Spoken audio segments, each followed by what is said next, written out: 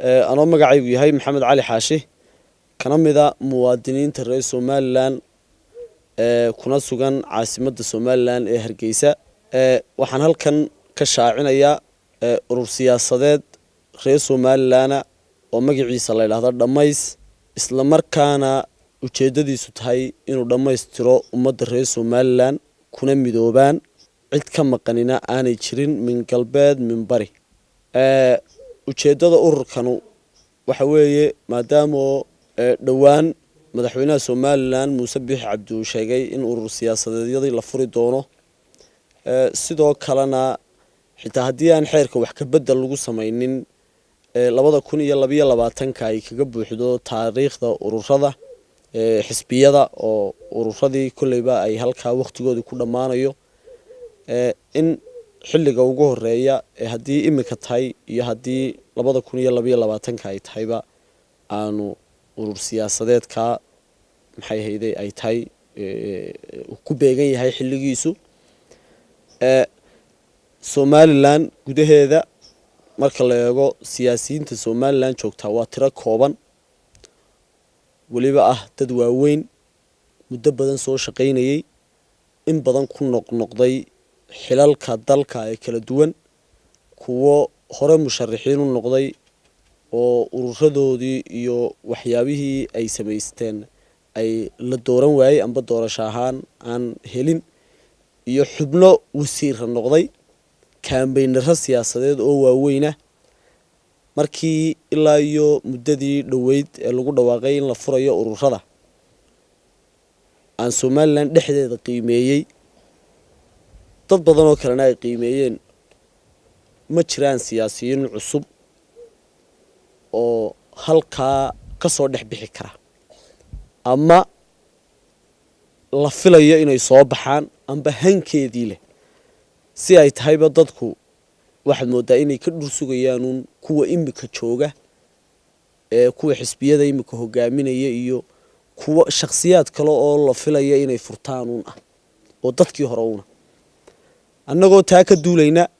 ayaa waxaanu doonaynaa inaanu tijaabino Somaliland qofaan hore siyaasadeeda uga mid ahayn in uu noqdo qof u tartama siduu isbedel Somaliland uga dhaliyo. Somaliland 30 sano oo ay jirtay siyaasigii soo bilaabay amba ka soo qayb qaatay dib u xoreyntii dalka lagu xoreynayay ee lagu qabsaday ee Somaliland lagu goostay, iyo ilaa iyo markii hore ee 60kii Soomaaliya aynu la midoobaynay kuwii joogay ee labada taariikhoodba qaarkood ka qayb galeen, kuwa kalena ay taariikhdii dambe ka qayb galeen, kuwii taariikhda horena qayb kamid ay ka qayb gashay ayuunba ilaa imika jooga. marka intaasoo sanadood waxba way isbedeli waayeen marka laga reebo kobaca bulshada iyo dadka shacabka oo iyagu sidooda u tabcay, sidoodana u dhistay, sidoodana u dhaqday inta mooyaane. laakiin horumar siyaasadeed Somaliland aad buu u yar yahay. marka waxa loo baahan yahay in la joogo xilligii isbedel rasmi ah oo ka duwankii hore siyaasad ahaan iyo karti ahaan in loo guuro. Somaliland gudaheedu inteeda badan sidaynu ognahay marka runta la isku sheego waxay noqotay meel siyaasadeeda loo soo shaqo tago oo qofka siyaasigu lacag u soo doonto. haddaad doonayso inaad si fudud ku taajirto inaad siyaasadda gasho ayay noqotay. annaguna taasaanu diidanahay, waxaanan aaminsanahay aniga iyo inta ila fikirkiiba inaanay suurtagal ahayn siday imika loo dhaqmaya, laakiin ay ka fiican tahay in la helo qofka siyaasiga waa inuu noqdo qof mutadawaca amba volunteer ku shaqeynaya waa inuu noqdo, laakiin looma baahna qof lacag ummadda u soo doontay. anigu iyo cidda igula jirta oo fara badan oo cid walba leh oo aqoon-yahan leh oo dadka bulshada qaybahooda kala duwan leh waxa aan fikirkaygu uu yahay inaanu tijaabino hoggaan, inuu ururka ka soo baxo hoggaan dalka wuxuu qabta wixii sharciyan iyo dastuurku uu qabo mooye wax kalena aan ka doonan, noloshiisuna aanay isbedelahaynin oo qof kamidi markuu xil helo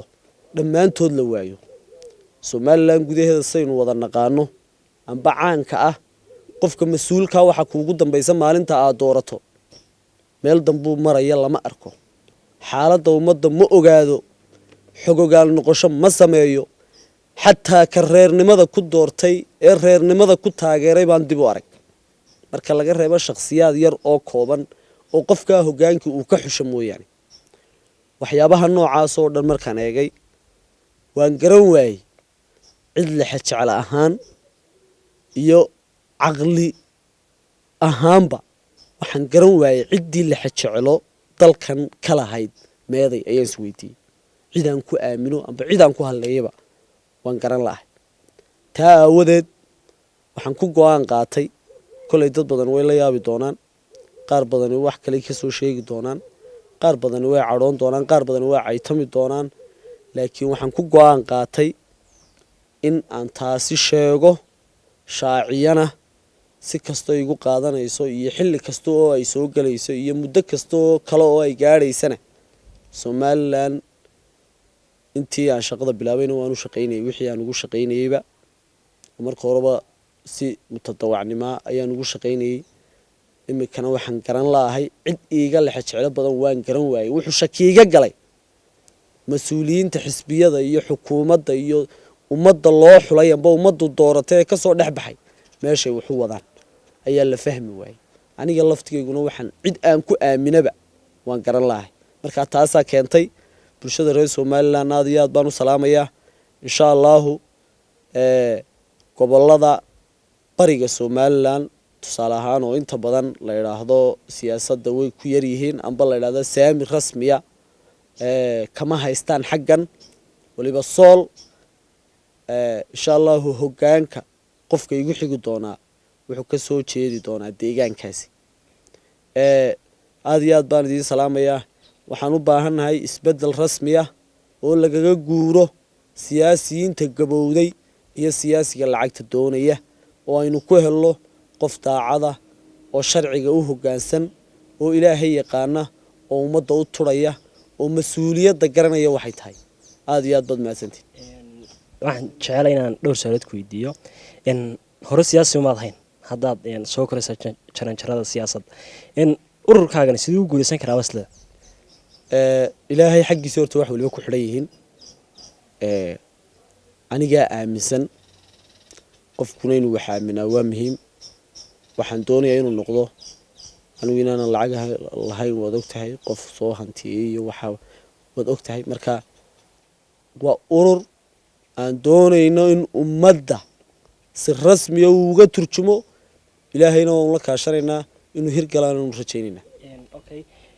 muddo haddaanan qaldanin 8 sano ilaa 6 sano waxaad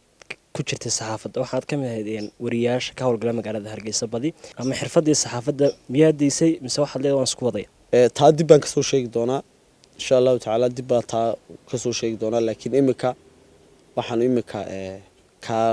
ka hadlaynaa waxa weeye hawshaa kale kolleyba qofku hadduu yahay qof shaqo qabanaya tanna ay ka mid tahay mas-uuliyadaha shaqo tanayn hore uga shaqayn jiray ayaad sheegaysaad leedahay miyaad ka baxaysaa waa shaqo mar walba taagan oo iyaduba bilaa fasax oo bilaa hawl oo waxyaaba badan leh marka taa inaan ka bixi doono iyo inaan ka tegi kolley lagama tagee dee inaan ka nasan doono iyo in kale dib bayn ka soo sheegi doonaa laakiin waa shaqo iyaduba reer somaliland loo qabanayo dadka reer somaliland shaqo iyaduba u qabanayna bay ahayd aad iyo aad baad mahadsantihin